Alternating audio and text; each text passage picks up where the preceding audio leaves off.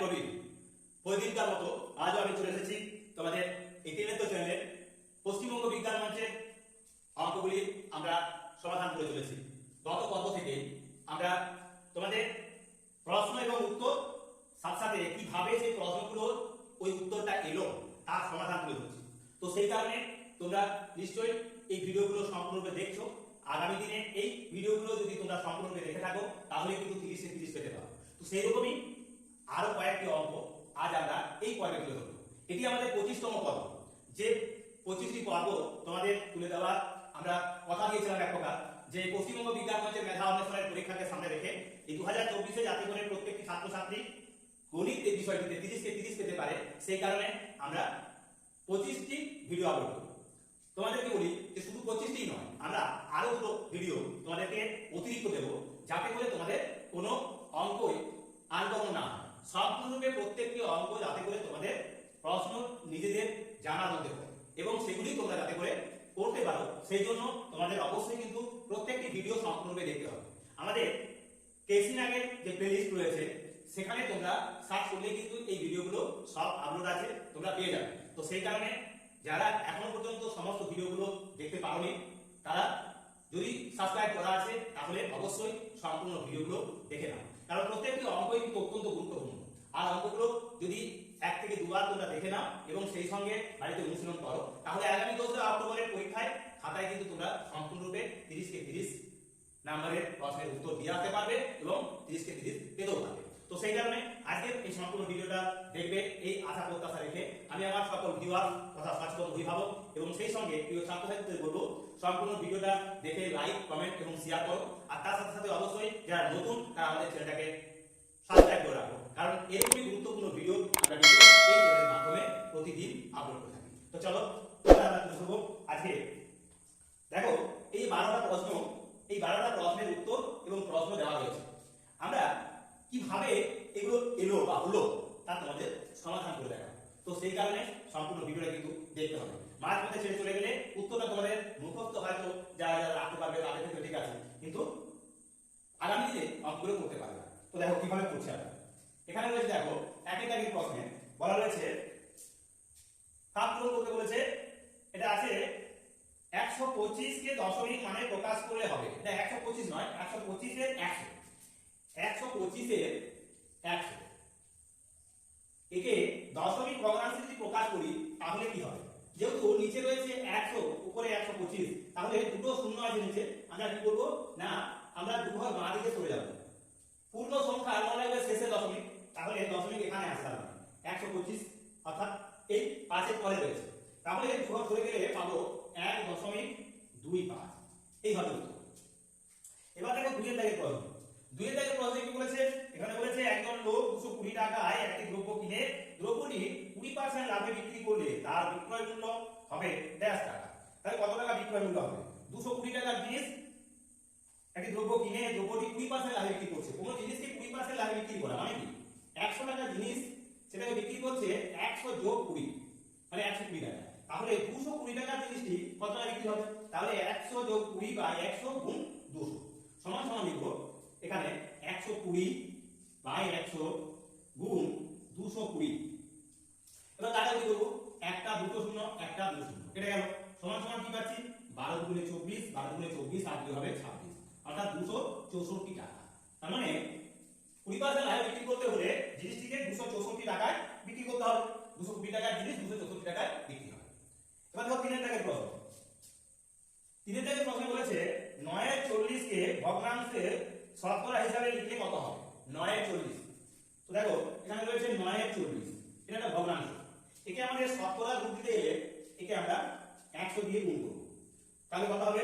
এই শূন্য কেটে গেল, 4 আছে, 2 দুগুণে 4 আর 2 5-এ হবে 10 সমান সমান 45-এর 2 সমান সমান 22 পূর্ণ 1-এর 2 5। তাহলে 22 পূর্ণ 1-এর 2 5 হবে। এইভাবে আমরা এই 3-এর দাগের প্রশ্নের সমাধান করব।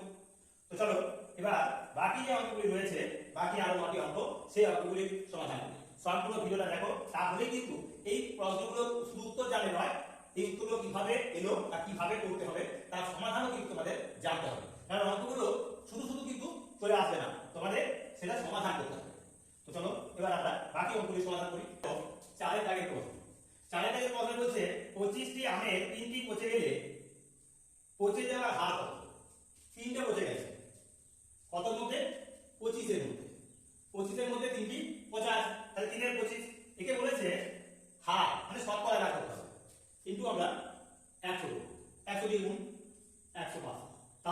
25 আড়াই হবে 100, অর্থাৎ 4 3 12%। তার মানে 12% 50। দেখো উত্তর আছে 12। এবার 5 এর দাগের প্রশ্ন। 5 এর দাগের প্রশ্নে কি বলেছে? বলেছে পঞ্চভুজ প্রিজমের শীর্ষবিন্দু সংখ্যা কত? এটা পঞ্চভুজের, দেখো পঞ্চভুজ কেমন করে লিখবে? পঞ্চভুজের একটা, দুটো, তিনটে, চারটে, পাঁচটা, এই হলো ধরো 5টা বাহু। ঠিক একই রকম ভাবে আমরা এখানেও এইভাবে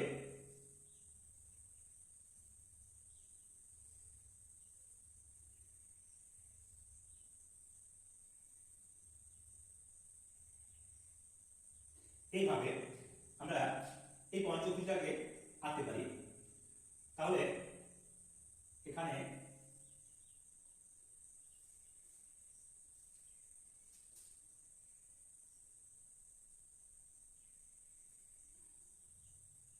এইগুলো আমাদের পঞ্চভুজাকার একটা প্রিজম।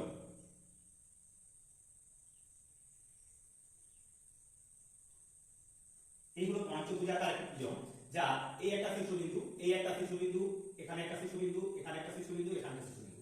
মোট এখানে আছে উপরে 5টা, এখানে একটা 6টা, এখানে একটা 7টা, এখানে একটা 8টা, এখানে একটা 9টা, এখানে একটা 10টা। তাহলে এই পঞ্চভুজাকার প্রিজমের মোট 5 5, এখানে 5টা উপরে আর নিচে 5টা, মোটের উপর 10টা হবে। 5 5 10টি হবে তাদের শীর্ষবিন্দু। এবার দেখো 6 এর দাগের প্রশ্ন বলেছে লুডো খেলার ছক্কা ড্যাশ প্রকারের ঘনবস্তু। এটা ঘনকার, কারণ এর প্রত্যেকটি তল হবে বর্গাকার, প্রত্যেকটি তল হবে বর্গাকার। সেই কারণে লুডো ছক্কা হবে একটি কিরূপ ঘনবস্তু? না ঘনাকার, ঘনাকার ঘনবস্তু। এটি হবে ঘনাকার ঘনবস্তু।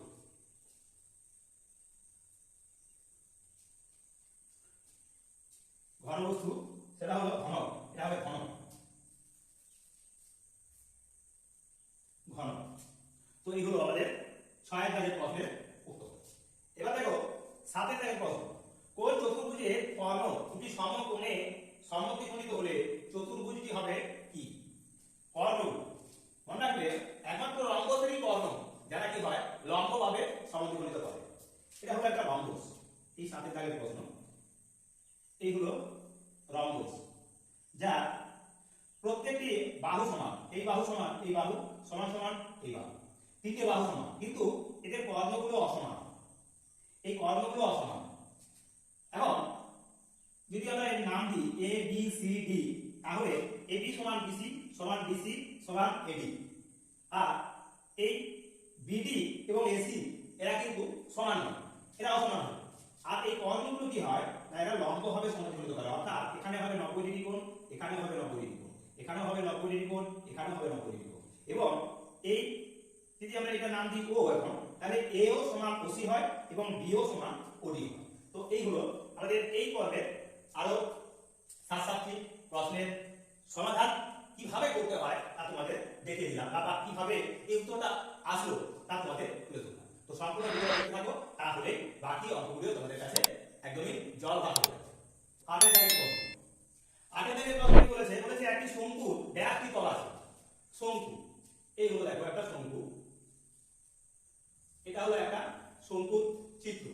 তোমরা দেখেছো যে তোমাদের যে পেন্সিল রয়েছে সেই পেন্সিলের যে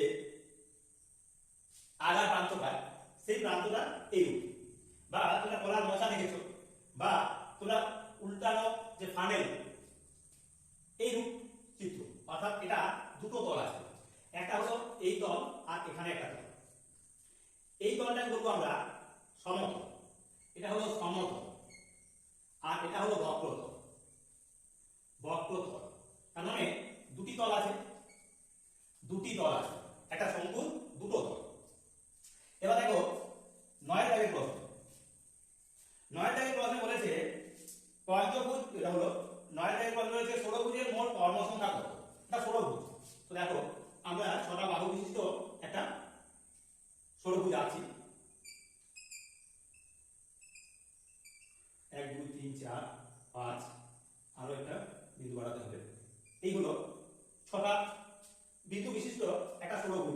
কিভাবে আছে দেখো, এই গেলাম এখানে এখানে এখানে এখানে আর এখানে, এটা হলো একটা ষড়ভুজ।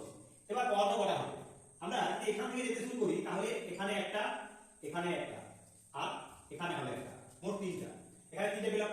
আবার এই বিন্দু থেকে যদি যাই তাহলে কত হবে, একটা একটা দুটো একটা তিনটে, তাহলে মোট কটা হলো ছটা। এখন এখান থেকে যদি যাই তাহলে কত হবে, এই একটা ছটা থেকে সাতটা, এই একটা আটটা, এটা হয়ে গেছে। এবার কোথায় যাচ্ছি না, এখান থেকে যদি যাই এই একটা নটা আর যেতে পারছি না। এবার এখান থেকে তাহলে কটা পেলাম আমরা, কি দেওয়া রয়েছে নটা, তাহলে এই ষড়ভুজে কটা পাবো না নটি। তো দেখো এটা কিভাবে হয়, এই সংখ্যাটা আমরা কিভাবে কার করতে পারি, এই না আমরা সংখ্যাগুলো আমরা এটা না এতেও কিন্তু করতে পারি। তার সূত্র আছে, সেই সূত্রটা কি না, সূত্রটা হলো 3 * n - 3 সমান সমান কি লিখতে পারি, 3 বলতে এখানে 3 লিখলাম, n বলতে কি যতগুলো বাহু আছে, অর্থাৎ এখানে বাহু আছে 6 - 3 সমান সমান হয় কত না 3 * 6 থেকে 3 চলে গেলে 3 অর্থাৎ 9, মানে 9টা। এই 9টি তোমাদের এই সূত্রের সাহায্যে তোমরা কিন্তু করতে পারবে। অর্থাৎ 3 বর্গের ভিতরে কি রয়েছে না বাহু সংখ্যা বিয়োগ 3 করলেই আমরা কিন্তু বর্গের সংখ্যা পেয়ে যাব।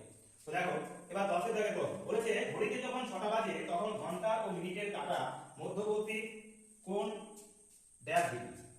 যখন 6টা বাজে, এই হলো একটা ঘড়ি, এখানে 12 আছে এখানে 6 আছে, কটা বাজে বলছে না, এখন বাজছে বলছে যখন 6টা বাজে, অর্থাৎ এখানে ঘন্টার কাঁটা আর এখানে আছে মিনিটের কাঁটা, তার মানে এরা একই সরলরেখার সাথে একটা সরলরেখা, অর্থাৎ সেটা সরল কোণ, এখানে 180 ডিগ্রি কোণ উৎপন্ন করবে, 180 ডিগ্রি সমান সমান লিখবো আমরা 180 ডিগ্রি কোণ তৈরি হবে।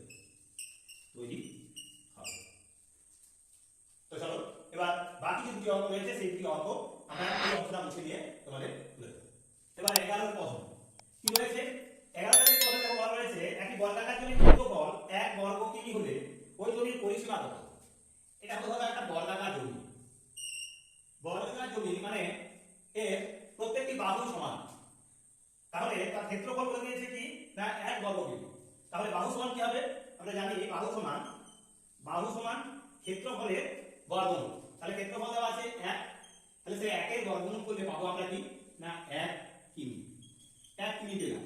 এটা হলো একটা বাহু, এই বর্গক্ষেত্রে একটা বাহু হলো 1 কিমি, তার মানে এটা হলো 1 কিমি, আবার এটাও 1 কিমি, এইরূপ চারটি বাহু কিন্তু 1 কিমি 1 কিমি করে। তাহলে পরিসীমা কি হবে, তাহলে পরিসীমা সমান সমান কি হয় 4 গুণ বাহু সমান সমান কি লিখতে পারি 4 গুণ 1 কিমি সমান 4 কিমি। তো এই হলো আমাদের 11 দাগের প্রশ্নের এটি সমাধান। তো দেখো এবার 12 দাগের প্রশ্ন, অর্থাৎ এই পর্বের শেষ অঙ্ক। এখানে বলা রয়েছে 1 ঘন ডেসিমিটার সমান কত, 1 ঘন ডেসিমিটার সমান সমান 1 লিটার, এটা করে দেওয়া রয়েছে। হ্যাঁ, এটা আর কিছু জানে, এটাই হলো যে এর এককে আমরা 1 ঘন ডেসিমিটারকে আমরা 1 লিটার ধরে অঙ্কটা করছি, অঙ্কগুলো করে থাকি। তাহলে 1 ঘন ডেসিমিটার সমান সমান 1 লিটার।